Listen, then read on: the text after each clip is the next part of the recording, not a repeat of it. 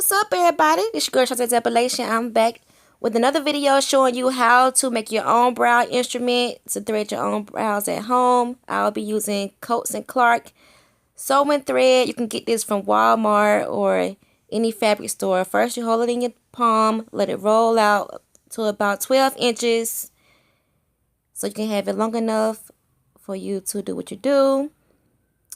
Make sure you fold it in half. Pop it at the end.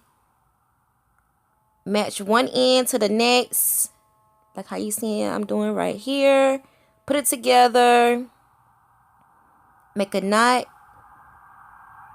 at the end so it can be nice and secure. Come on, girl. Hurry up and make that knot now. Alright, pull it. Make sure it's nice and secure. Pull it, pull it. There you go. Bam. Alright, after you make your knot, go ahead and cut it so you can get the excess string off the end. Sorry if you hear signs in the background. Stay by the hospital, so you might hear ambulance and all kind of stuff. But alright, so when you go and twist it around, put it around your pointer finger and your middle finger.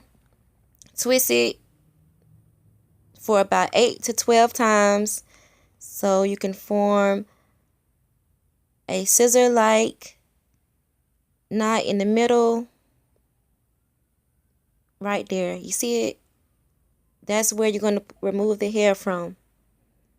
Alright, you're done. So to remove the hair from the skin to create your shape, you're going to pull the hair from the opposite way it grows. So if the hair grows to the right, pull the instrument to the left. Vice versa. Do both eyebrows. And if you want to check out my video on how to thread your own eyebrows, tap the link in the description boxes, girl. Bye.